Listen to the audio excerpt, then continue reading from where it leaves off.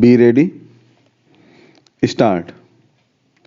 VPs write on judiciary's overreach, but SC's basic structure doctrine must stay.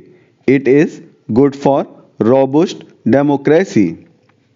In April 1973, a 13-judge bench of the Supreme Court in a 7:6 majority delivered the institution's most consequential verdict, known as the Kesavananda Bharati case.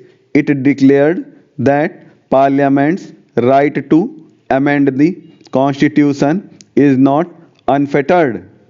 An amendment cannot violate the Constitution's basic structure or fundamental architecture. The after effects still reverberate. On January 11, Vice President Jagdeep Dhankar, in a speech, questioned the basic structure doctrine. He said that the power of the Parliament to amend the Constitution and legislate is not subject to any other authority. In short, primacy of Parliament is inviolable.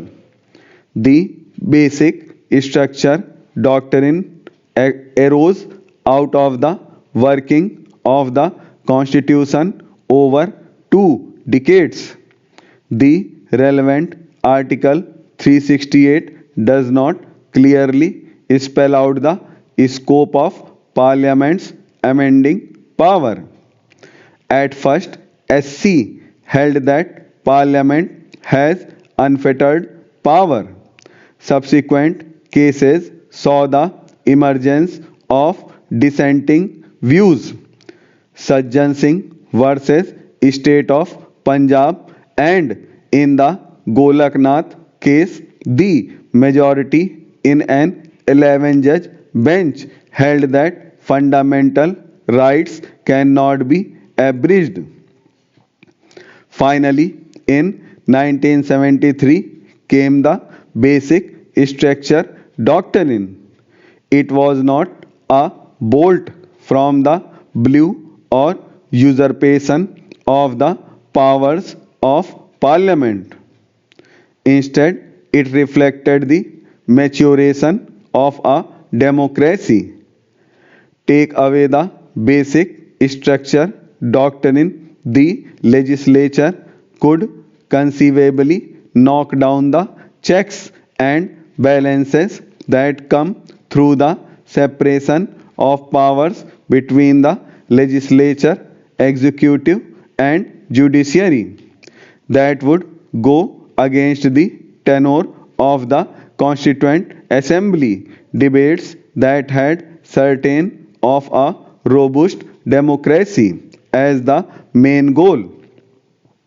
Dhankar identified SC's 4:1 verdict in 2015, which invoked the basic structure doctrine to strike down NJAC as an example of incorrect usage. This paper disagreed with that verdict and shares many of politicians' critics of the judiciary. However, that does not make a case against the basic structure doctrine. Instead, it points to a need for the judiciary to tighten it. The problem is that SC often interprets the basic structure doctrine loosely.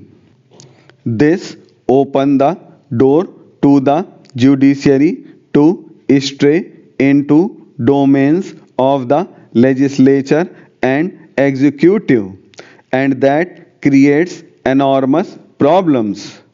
But just as an ill-conceived law does not undermine the primacy of the legislature, in making them problematic. Judicial verdicts do not make a case against the basic structure doctrine.